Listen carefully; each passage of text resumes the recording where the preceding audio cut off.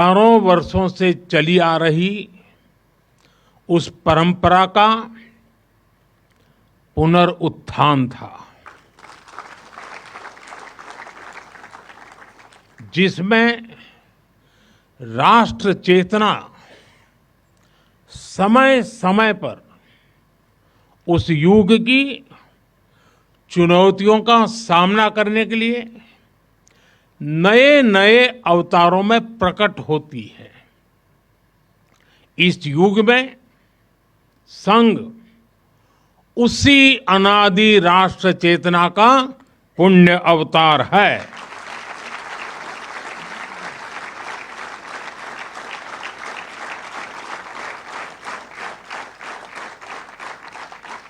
साथियों, यह हमारी पीढ़ी के स्वयंसेवकों का सौभाग्य है कि हमें संघ के शताब्दी वर्ष जैसा महान अवसर देखने को मिल रहा है। मैं आज इस अवसर पर राष्ट्र सेवा के संकल्प को समर्पित कोटि कोटि स्वयंसेवकों को शुभकामनाएं देता हूं, अभिनंदन करता हूं। मैं संघ के संस्थापक हम सभी के आदर्श परम पूज्य डॉक्टर हेडगेवार जी के चरणों में श्रद्धांजलि अर्पित करता हूं। साथियों, संघ की 100 वर्ष की इस गौरवमयी यात्रा की स्मृति में आज भारत सरकार ने विशेष डाक टिकट और स्मृति सिक्के जारी किए हैं। 100 रुपये के सिक्के पर एक और राष्ट्रीय चिन्ह है और दूसरी ओर सिंह के साथ वरद मुद्रा में भारत माता की भव्य छवि और समर्पण भाव से उसे नमन करते स्वयंसेवक दिखाई देते हैं।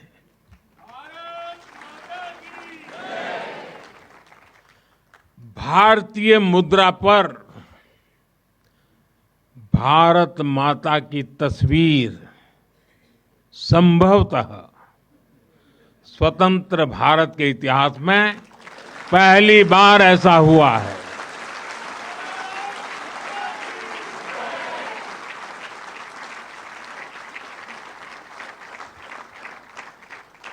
इस सिक्के के ऊपर संघ का बोध वाक्य भी अंकित है। राष्ट्राय स्वाहा इदम राष्ट्राय इदम न मम।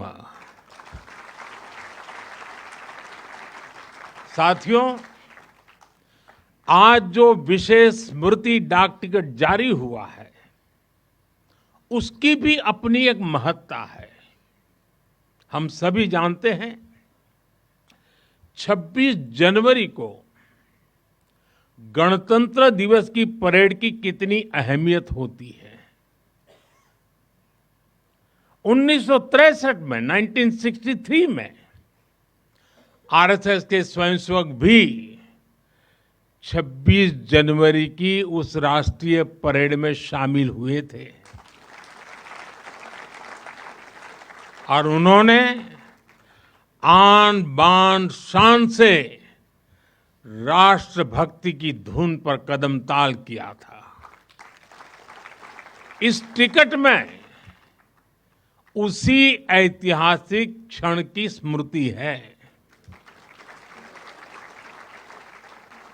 साथियों, संघ के स्वयंसेवक जो अनवरत रूप से देश की सेवा में जुटे हैं, समाज को सशक्त कर रहे हैं, इसकी भी झलक एक स्मारक डाक टिकट में है। मैं इन स्मृति सिक्कों और डाक टिकट के लिए देशवासियों को बहुत बहुत बधाई देता हूं। साथियों, जिस तरह विशाल नदियों के किनारे मानव सभ्यताएं पनपती हैं, उसी तरह संघ के किनारे भी और संघ की धारा में भी सैकड़ों जीवन पुष्पित पल्वित हुए हैं। जैसे एक नदी जिन रास्तों से बहती है, उन क्षेत्रों को, वहां की भूमि को, वहां के गांवों को सुजलाम सुफलाम बनाती हुई अपने जल से समृद्ध करती है, वैसे ही संघ ने इस देश के हर क्षेत्र, समाज के हर आयाम को स्पर्श किया है। यह अविरल तप का फल है, यह राष्ट्र प्रवाह प्रबल है। साथियों, जिस तरह एक नदी कई धाराओं में खुद को प्रकट करती है, हर धारा अलग अलग क्षेत्र को पोषित करती है, संघ की यात्रा भी ऐसी ही है। संघ के अलग अलग संगठन भी जीवन के हर पक्ष से जुड़कर राष्ट्र की सेवा करते हैं। शिक्षा हो, कृषि हो, समाज कल्याण हो, आदिवासी कल्याण हो, महिला सशक्तिकरण हो, कला और विज्ञान का क्षेत्र हो, हमारा श्रमिक भाई बहन हो, समाज जीवन के ऐसे कई क्षेत्रों में संघ निरंतर कार्य कर रहा है। और इस यात्रा की भी एक विशेषता रही है। संघ की एक धारा अनेक धारा तो बनी, मल्टीप्लाई तो होती गई, लेकिन उनमें कभी विरोधाभास पैदा नहीं हुआ, डिवीजन नहीं हुआ, क्योंकि हर धारा का, विविध क्षेत्र में काम करने वाले हर संगठन का उद्देश्य एक ही है, भाव एक ही है, राष्ट्र प्रथम, नेशन फर्स्ट। साथियों, अपने गठन के बाद से ही राष्ट्रीय स्वयंसेवक संघ विराट उद्देश्य लेकर चला, और ये उद्देश्य रहा राष्ट्र निर्माण। इस उद्देश्य की पूर्ति के लिए संघ ने जो रास्ता चुना, वो था व्यक्ति निर्माण से राष्ट्र निर्माण। और इस रास्ते पर सतत चलने के लिए जो कार्यपद्धति चुनी, वो थी नित्य नियमित चलने वाली शाखा। साथियों, परम पूज्य डॉक्टर हेडगेवार जी जानते थे कि हमारा राष्ट्र तभी सशक्त होगा जब हर नागरिक के भीतर राष्ट्र के प्रति दायित्व का बोध जागृत होगा। हमारा राष्ट्र तभी ऊंचा उठेगा जब भारत का हर नागरिक राष्ट्र के लिए जीना सीखेगा। इसलिए वो व्यक्ति निर्माण में निरंतर जुटे रहे, और उनका तरीका भी कुछ अलग ही था। परम पूज्य डॉक्टर हेडगेवार जी से हम बार बार सुना है, वो कहते थे जैसा है वैसा लेना है, जैसा चाहिए वैसा बनाना है। लोक संग्रह का डॉक्टर साहब का ये तरीका कुछ कुछ अगर समझना है तो हम कुम्हार को याद करते हैं। जैसे कुम्हार ईंट पकाता है तो जमीन की सामान्य सी मिट्टी से शुरू करता है। कुम्हार मिट्टी को लाता है, उस पर मेहनत करता है, उसे आकार देकर तपता है, खुद भी तपता है, मिट्टी को भी तपाता है, फिर उन ईंटों को इकट्ठा करके उनसे भव्य इमारत बनाता है। ऐसे ही डॉक्टर साहब बिल्कुल सामान्य लोगों को चुनते थे, फिर उनको सिखाते थे, विजन देते थे, उनको गढ़ते थे, इस तरह वो देश के लिए समर्पित स्वयंसेवक तैयार करते थे। इसलिए संघ के बारे में कहा जाता है कि इसमें सामान्य लोग मिलकर असामान्य अभूतपूर्व कार्य करते हैं। साथियों, व्यक्ति निर्माण की ये सुंदर प्रक्रिया हम आज भी संघ की शाखाओं में देखते हैं। संघ शाखा का मैदान एक ऐसी प्रेरणा भूमि है जहां से स्वयं सेवक की अहम से वयम की यात्रा शुरू होती है। संघ की शाखाएं व्यक्ति निर्माण की यज्ञ वेदी है। इन शाखाओं में व्यक्ति का शारीरिक, मानसिक और सामाजिक विकास होता है। स्वयंसेवकों के मन में राष्ट्र सेवा का भाव और साहस दिन प्रतिदिन पनपता रहता है। उनके लिए त्याग और समर्पण सहज हो जाता है। श्रेय के लिए प्रतिस्पर्धा की भावना समाप्त हो जाती है और उन्हें सामूहिक निर्णय और सामूहिक कार्य का संस्कार मिलता है।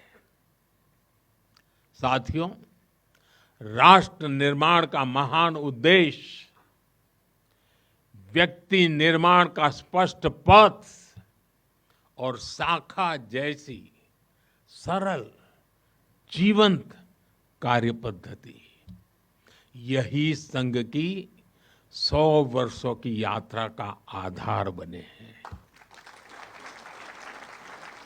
इन्हीं स्तंभों पर खड़े होकर संघ ने लाखों स्वयंसेवकों को गढ़ा, जो विभिन्न क्षेत्रों में देश को अपना सर्वोत्तम दे रहे हैं, देश को आगे बढ़ाने के लिए निरंतर प्रयास कर रहे हैं।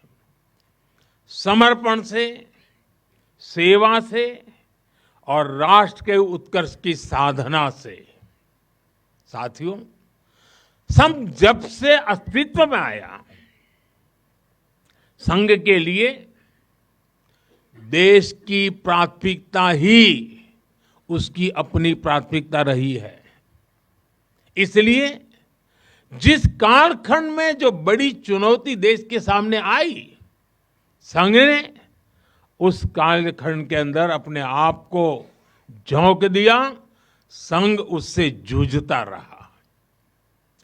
आजादी की लड़ाई के समय देखें तो परम पूज्य डॉक्टर हेडगेवार जी समेत अनेक कार्यकर्ता ने स्वतंत्रता आंदोलन में हिस्सा लिया। डॉक्टर साहब कई बार जेल तक गए। आजादी की लड़ाई की कितने ही स्वतंत्रता सेनानियों को संघ संरक्षण देता रहा, उनके साथ कंधे से कंधा मिलाकर काम करता रहा। 1942 में 1942 में जब चिमूर में अंग्रेजों के खिलाफ आंदोलन हुआ तो उसमें अनेक स्वयंसेवकों को अंग्रेजों के भीषण अत्याचार का सामना करना पड़ा। आजादी के बाद भी हैदराबाद में निजाम के अत्याचारों से के खिलाफ संघर्ष से लेकर गोवा के स्वतंत्रता आंदोलन और दादरा नगर हवेली की मुक्ति तक संघ ने कितने ही बलिदान दिए और भाव एक ही रहा, राष्ट्र प्रथम। लक्ष्य एक ही रहा, एक भारत श्रेष्ठ भारत। साथियों, राष्ट्र साधना की इस यात्रा में ऐसा नहीं है कि संघ पर हमले नहीं हुए, संघ के खिलाफ साजिशें नहीं हुई। हमने देखा है कैसे आजादी के बाद भी संघ को कुचलने का प्रयास हुआ, मुख्य धारा में आने देने का और उसे न आने से रोकने का अनगिनत षड्यंत्र हुए। परम पूज्य गुरु जी को झूठे केस में फंसाया गया, उन्हें जेल तक भेज दिया गया। लेकिन जब पूज्य गुरु जी जेल से बाहर आए तो उन्होंने सहज रूप से कहा, और शायद इतिहास की तवारीख में ये भाव, ये शब्द एक बहुत बड़ी प्रेरणा है। तब परम पूज्य गुरु जी ने बहुत सहजता से कहा था, कभी कभी जीभ दांतों के नीचे आकर दब जाती है, कुचल भी जाती है, लेकिन हम दांत नहीं तोड़ देते, क्योंकि दांत भी हमारे हैं और जीभ भी हमारी है। आप कल्पना कर सकते हैं, जिन्हें जेल में इतनी यातनाएं दी गई, जिन पर भांति भांति के अत्याचार हुए, उसके बाद भी परम पूज्य गुरु जी के मन में कोई रोष नहीं था, कोई दुर्भावना नहीं थी। यही परम पूज्य गुरु जी का ऋषि तुल्य व्यक्तित्व था। उनकी यही वैचारिक स्पष्टता संघ के प्रत्येक स्वयंसेवक के जीवन के मार्गदर्शक बनी। इसी ने समाज के प्रति एकात्मता और आत्मीयता के संस्कारों को सशक्त किया। और इसलिए चाहे संघ पर प्रतिबंध लगे, चाहे षड्यंत्र हुए, झूठे मुकदमे हुए, संघ के स्वयंसेवकों ने कभी कटुता को स्थान नहीं दिया, क्योंकि वो जानते हैं हम समाज से अलग नहीं है। समाज हम सबसे ही तो बना है। जो अच्छा है वो भी हमारा है, जो कम अच्छा है वो भी हमारा है। साथियों, और दूसरी बात, जिसने कभी कटुता को जन्म नहीं दिया, वो है प्रत्येक स्वयंसेवक का लोकतंत्र और संवैधानिक संस्थाओं में अडिग विश्वास। जब देश पर इमरजेंसी थोपी गई तो इसी एक विश्वास ने हर स्वयंसेवक को ताकत दी, उसे संघर्ष करने की क्षमता दी। इन्हीं दो मूल्यों, समाज के साथ एकात्मता और संवैधानिक संस्थाओं के प्रति आस्था ने संघ के स्वयंसेवकों को हर संकट में स्थित प्रज्ञ बना के रखा, समाज के प्रति संवेदनशील बनाए रखा। इसलिए समाज के अनेक थपेड़े झेलते हुए भी संघ आज तक विराट वट वृक्ष की तरह अडिग खड़ा है। देश और समाज की सेवा में निरंतर कार्य कर रहा है। अभी यहां हमारे एक स्वयंसेवक ने इतनी सुंदर प्रस्तुति दी, शून्य से एक शतक बने, शून्य से एक शतक बने, अंक की मन भावना, भारती की जय विजय हो, ले हृदय में प्रेरणा, कर रहे हम साधना, मातृभू आराधना। और उस गीत का संदेश था, हमने देश को ही देव माना है और हमने देह को ही दीप बना करके जलने का सीखा है। वाकई यह अद्भुत था। साथियों, प्रारंभ से संघ राष्ट्रभक्ति और सेवा का पर्याय रहा है। जब विभाजन की पीड़ा ने लाखों परिवारों को बेघर कर दिया, तब स्वयंसेवकों ने शरणार्थियों की सेवा की। संघ के स्वयंसेवक अपने सीमित संसाधनों के साथ सबसे आगे खड़े थे। यह केवल राहत नहीं था, यह राष्ट्र की आत्मा को संबल देने का कार्य था।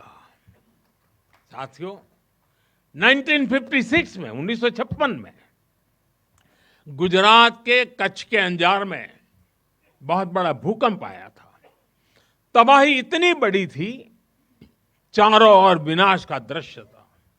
उस समय भी संघ के स्वयंसेवक राहत और बचाव में जुटे थे।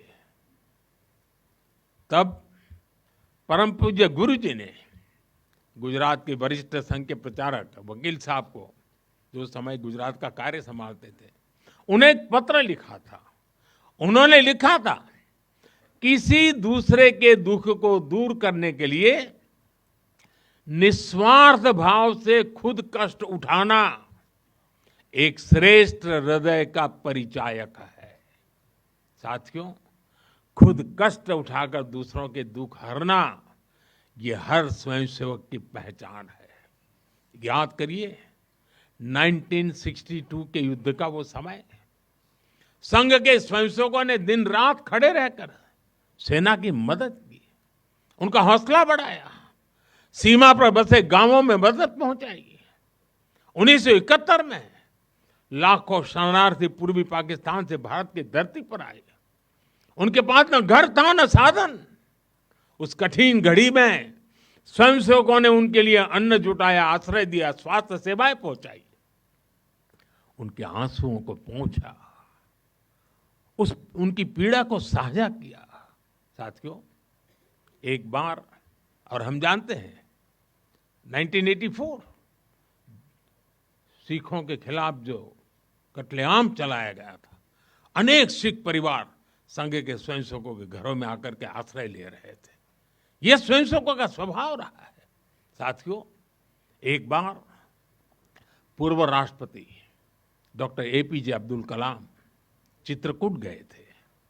वहां उन्होंने नानाजी देशमुख जिस कार्य को कर रहे थे उस आश्रम स्थान को देखा था, वहां के सेवा कार्य देखे, वो हैरान रह गए थे। उसी प्रकार से पूर्व राष्ट्रपति प्रणब मुखर्जी भी जब नागपुर गए तो वो भी संघ के अनुशासन, संघ की सादगी, उसको देखकर बहुत प्रभावित हुए थे। साथियों, आज भी आप देखें, पंजाब की बाढ़, हिमाचल उत्तराखंड की आपदा, केरल के वायनाड की त्रासदी, हर जगह स्वयंसेवक सबसे पहले पहुंचने वालों में से एक रहते हैं।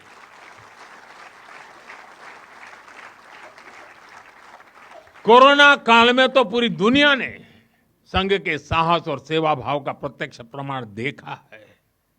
साथियों, अपनी 100 वर्ष की इस यात्रा में संघ का एक बड़ा काम ये रहा है, उसने समाज के अलग अलग वर्गों में आत्मबोध जगाया, स्वाभिमान जगाया। और इसके लिए संघ देश के उन क्षेत्रों में भी कार्य करता रहा है जो दुर्गम है, जहां पहुंचना सबसे कठिन है। हमारे देश में लगभग 10 करोड़ आदिवासी भाई बहन हैं, जिनके कल्याण के लिए संघ लगातार प्रयासरत है। लंबे समय तक सरकारों ने उन्हें प्राथमिकता नहीं दी, लेकिन संघ ने उनकी संस्कृति, उनके पर्व, उत्सव, उनकी भाषा और परंपराओं को सर्वोच्च प्राथमिकता दी। सेवा भारती, विद्या भारती, एकल विद्यालय, वनवासी कल्याण आश्रम आदिवासी समाज के सशक्तिकरण का स्तंभ बनकर के उभरे। आज हमारे आदिवासी भाई बहनों में जो आत्मविश्वास आया है, वो उनके जीवन में बदल रहा है। साथियों, संघ दशकों से आदिवासी परंपराओं, आदिवासी रीति रिवाजों, आदिवासी मूल्यों को सहजने संवारने में अपना सहयोग देता रहा है, अपना कर्तव्य निभा रहा है। उसकी तपस्या ने भारत की सांस्कृतिक पहचान सुरक्षित रखने में बड़ी भूमिका निभाई है। मैं देश के दूर सुदूर कोने कोने में आदिवासियों का जीवन आसान बनाने में लगे संघ के लाखों स्वयंसेवकों की भी सराहना करूंगा। साथियों, समाज में सदियों से गर्क कर चुकी जो बीमारियां हैं, जो ऊंच नीच की भावना है, जो कुप्रथाएं हैं, छुआछूत जैसी गंदगी भरी पड़ी है, ये हिंदू समाज की बहुत बड़ी चुनौती रही है। एक ऐसी गंभीर चिंता है जिस पर संघ लगातार काम करता रहा है। एक बार महात्मा गांधी जी वर्धा में संघ के शिविर में गए थे। उन्होंने भी संघ में समता, ममता, समरसता, समभाव, मम भाव ये जो कुछ भी देखा उसकी खुलकर तारीफ की थी। और आप देखिए, डॉक्टर साहब से लेकर आज तक संघ की हर महान विभूति ने, हर सरसंघ चालक ने भेदभाव और छुआछूत के खिलाफ लड़ाई लड़ी है। परम पूज्य गुरु जी ने निरंतर न हिंदू पतितो भवेत की भावना को आगे बढ़ाया। यानी हर हिंदू एक ही परिवार है, कोई भी हिंदू कभी पतित या नीचा नहीं हो सकता। पूज्य बाला साहब देवव्रत जी के शब्द भी हम सबको याद है। वो कहते थे, छुआछूत अगर पाप नहीं, छुआछूत अगर पाप नहीं तो दुनिया में कोई पाप नहीं है। सरसंघ चालक रहते हुए पूज्य रज्जू भैया जी और पूज्य सुदर्शन जी ने भी इसी भावना को आगे बढ़ाया। वर्तमान सरसंघ चालक आदरणीय मोहन भागवत जी ने भी समरसता के लिए समाज के सामने स्पष्ट लक्ष्य रखा है और गांव गांव तक इस बात की ज्योत जगाई है। क्या है वो? उन्होंने कहा, एक कुआं, एक मंदिर और एक श्मशान।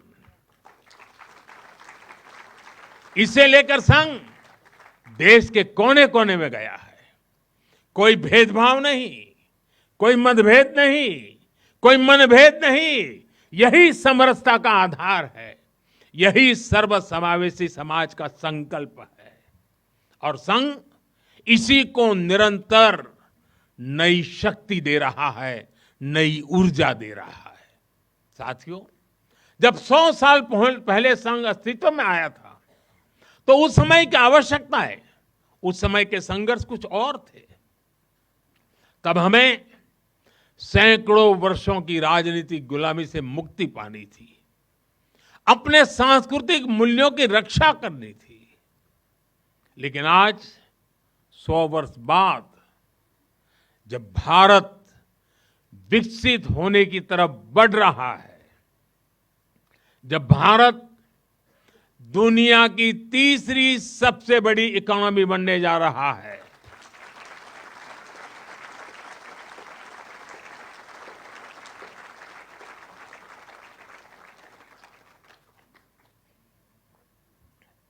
जब देश और देश का बहुत बड़ा गरीब वर्ग गरीबी को परास्त करके, गरीबी को पराजित करके आगे आ रहा है, जब हमारे युवाओं के लिए नए नए सेक्टर्स में नए अवसर बन रहे हैं, जब ग्लोबल डिप्लोमेसी से क्लाइमेट पॉलिसीज तक भारत विश्व में अपनी आवाज बुलंद कर रहा है, तब आज के समय की चुनौतियां अलग है, संघर्ष भी अलग है। दूसरे देशों पर आर्थिक निर्भरता हमारी एकता को तोड़ने की साजिश है। डेमोग्राफी में बदलाव के षड्यंत्र। एक प्रधानमंत्री के नाते मैं नम्रतापूर्वक कहूंगा कि मुझे बहुत संतोष है कि हमारी सरकार इन चुनौतियों से तेजी से निपट रही है।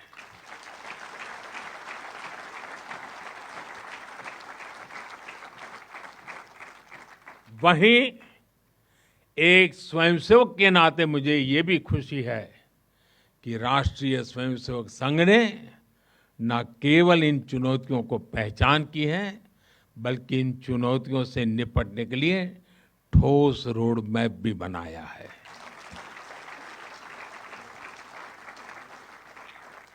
अभी माननीय दत्ता जी ने जिन चीजों का उल्लेख किया, मैं अपने तरीके से फिर से एक बार उसका उल्लेख करना चाहूंगा।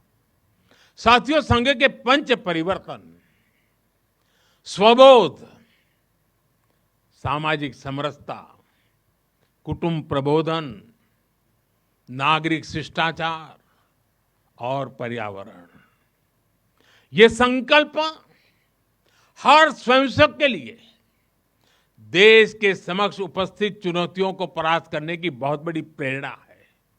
साथियों, स्वबोध यानी स्वयं का बोध, स्वबोध यानी गुलामी की मानसिकता से मुक्त होकर अपनी विरासत पर गर्व करना, स्वभाषा पर गर्व करना। स्वबोध यानी स्वदेशी, आत्मनिर्भर होना। और मेरे देशवासियों, ये बात समझ के चलिए, आत्मनिर्भर ये विकल्प के तौर पर नहीं है, ये अनिवार्यता के रूप में है।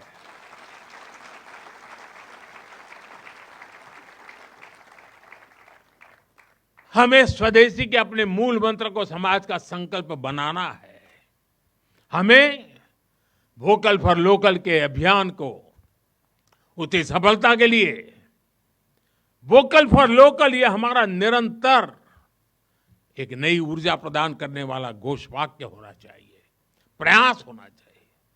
साथियों, संघ ने सामाजिक समरसता को हमेशा अपनी प्राथमिकता बनाए रखा है।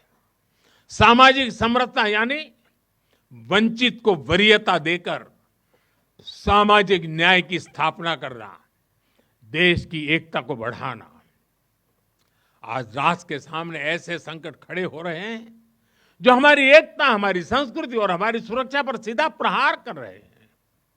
अलगाववादी सोच, क्षेत्रवाद, कभी जाति, कभी भाषा को लेकर विवाद, कभी बाहरी शक्तियों द्वारा भड़काई गई विभाजनकारी प्रवृत्तियां, ये सब अनगिनत चुनौतियां हमारे सामने खड़ी है।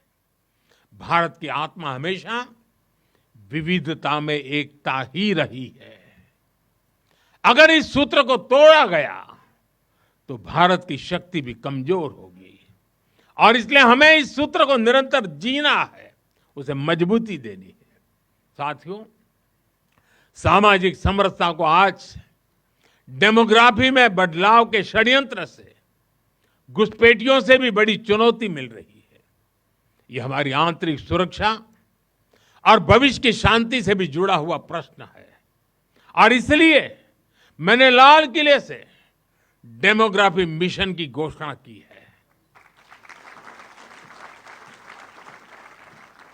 हमें इस चुनौती से सतर्क रहना है, इसका डटकर मुकाबला करना है। साथियों, कुटुंब प्रबोधन आज समय की मांग है।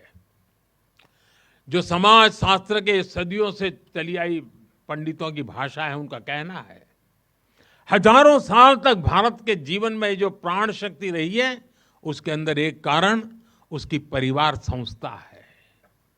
भारतीय समाज व्यवस्था की सबसे मजबूत इकाई अगर कोई है तो भारतीय समाज में पनपी हुई एक मजबूत परिवार व्यवस्था है। कुटुंब प्रबोधन यानी उस परिवार संस्कृति का पोषण जो भारतीय सभ्यता का आधार है, जो भारतीय संस्कृति से प्रेरित है, जो जड़ों से जुड़े हैं। परिवार के मूल्य, बुजुर्गों का सम्मान, नारी शक्ति का आदर, नौजवानों में संस्कार, अपने परिवार के प्रति दायित्व को निभाना, उसे समझना, उस दिशा में परिवार को, समाज को जागरूक करना बहुत ही आवश्यक है। साथियों, अलग अलग कालखंड में जो भी देश आगे बढ़ा, उसमें नागरिक शिष्टाचार की बहुत बड़ी भूमिका रही है। नागरिक शिष्टाचार अर्थात कर्तव्य की भावना, नागरिक कर्तव्य का बोध हर देशवासी में हो। स्वच्छता को बढ़ावा, देश की संपत्ति का सम्मान, नियमों और कानूनों का सम्मान, हमें इसे लेकर आगे बढ़ना है। हमारे संविधान की भावना है नागरिक अपने कर्तव्यों का पालन करे। हमें संविधान की इसी भावना को निरंतर सशक्त करना है। साथियों, पर्यावरण की रक्षा वर्तमान और आने वाली पीढ़ियों के लिए बहुत जरूरी है। ये पूरी मानवता के भविष्य से जुड़ा है।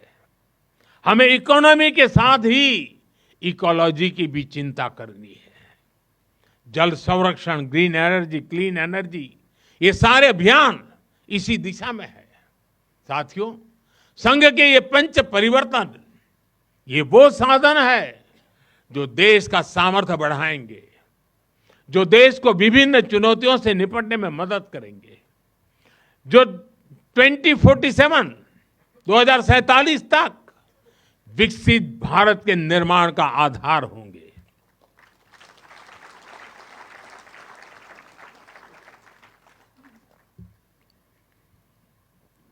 साथियों, 2047 का भारत तत्वज्ञान और विज्ञान, सेवा और समरसता से गढ़ा हुआ वैभवशाली भारत हो। यही संघ की दृष्टि है, यही हम सब स्वयंसेवकों की साधना है और यही हमारा संकल्प है। साथियों, हमें हमेशा हमेशा याद रखना है, संघ बना है राष्ट्र के प्रति अटूट आस्था से, संघ चला है राष्ट्र के प्रति अगाध सेवा के भाव से, संघ तपा है त्याग और तपस्या की अग्नि में, संघ निखरा है संस्कार और साधना के संगम से, संघ खड़ा है राष्ट्र धर्म